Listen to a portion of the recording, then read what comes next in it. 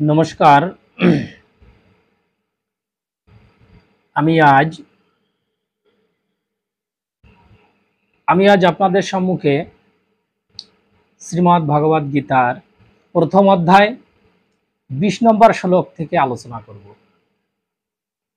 আমি চেষ্টা করি আপনাদের সহজভাবে কিছু তথ্য দেওয়া, যে তথ্যগুলো আমরা বিভিন্ন লোকের কাছে বিভিন্নভাবে জানি এবং বুঝি, কিন্তু আমি সর্বদা চেষ্টা করি যে সহজভাবে এবং বাংলাতে, যারা আমরা অনেকে সংস্কৃত শব্দ ঠিকমতো বুঝি না এবং এর গভীর তথ্যে আমরা ঢুকতে পারি না, কিন্তু আমি সর্বদা চেষ্টা করি সহজভাবে কিছু বোঝানোর জন্য। তাই আসুন আমরা ২০ নং শ্লোকে কি বলছেন।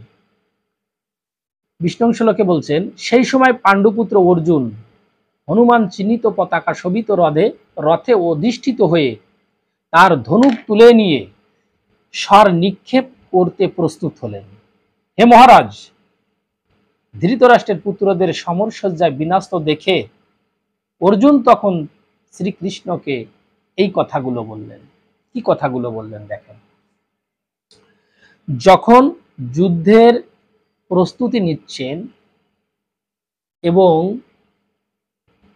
বিভিন্ন রকমের প্রস্তুতি শেষ, শঙ্খধ্বনি বাজানো শেষ, এই মুহূর্তে ধনুর বাণ যখনই তিনি উত্তোলন করলেন, স্বর নিক্ষেপ করতে গেলেন, হঠাৎ মনের ভিতরে তার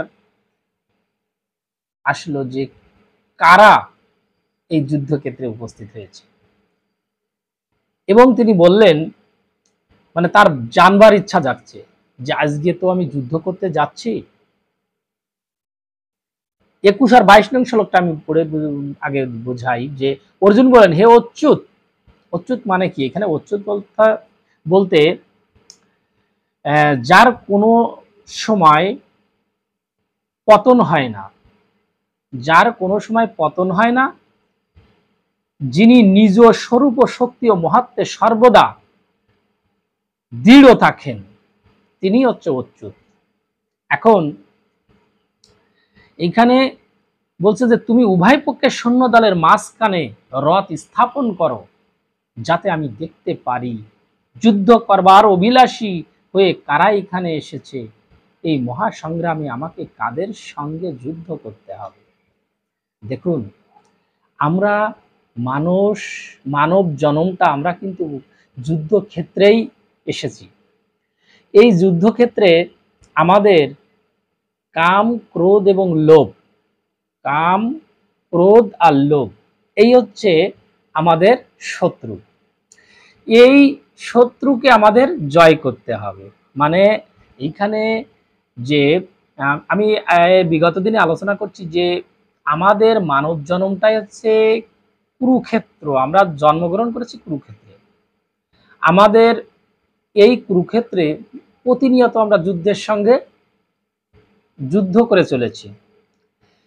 আর কাদের সঙ্গে যুদ্ধ করছি এইটা এইখানে দেখেন যে বলছে যে এর পরবর্তী শ্লোকে বলছে যে আমাদের যখন অর্জুন শ্রীকৃষ্ণকে বলছে যে আমি দেখতে চাই এই সংগ্রামে আমাকে কাদের সঙ্গে যুদ্ধ করতে হবে। অর্থাৎ এইখানে আমরা আগের থেকে বলছি যে যুদ্ধ করতে হবে, কিন্তু দেখেন সব আপনজনদের সঙ্গে, সব নিকট আত্মীয়দের সঙ্গে। তাহলে কিসের জন্য যুদ্ধ করতে হবে? এখানে বলছে অর্থ, ক্ষমতা, মোহ, স্বার্থ, অর্থাৎ স্বার্থের জন্য, রাজ্য লাভের জন্য, রাজ সিংহাসনের জন্য, মানে প্রত্যেকটা ক্ষেত্রেই স্বার্থ জড়িত আছে। অর্থাৎ আমরা পৃথিবীতে যে যুদ্ধগুলো করি প্রতিনিয়ত কিন্তু স্বার্থের জন্য, যে আমাদের এটার দরকার, ওটার দরকার, এই না হলে হবে না। এবং যুদ্ধ করি কাদের? নিজের আপনজনদের সাথে যুদ্ধ করি। তাই এখানে বলছে যে শ্রীকৃষ্ণ বলছে যে আমরা এই সংসারটাই আমাদের যুদ্ধক্ষেত্র, এবং এখান থেকে আমাদের বের হতে হবে। এখান থেকে আমাদের বের হতে হবে। তাহলে বের হতে হলে কি করতে হবে? আমাদের সব কিছু ভুলে গিয়ে একনিষ্ঠভাবে গোবিন্দের আরাধনা করতে হবে।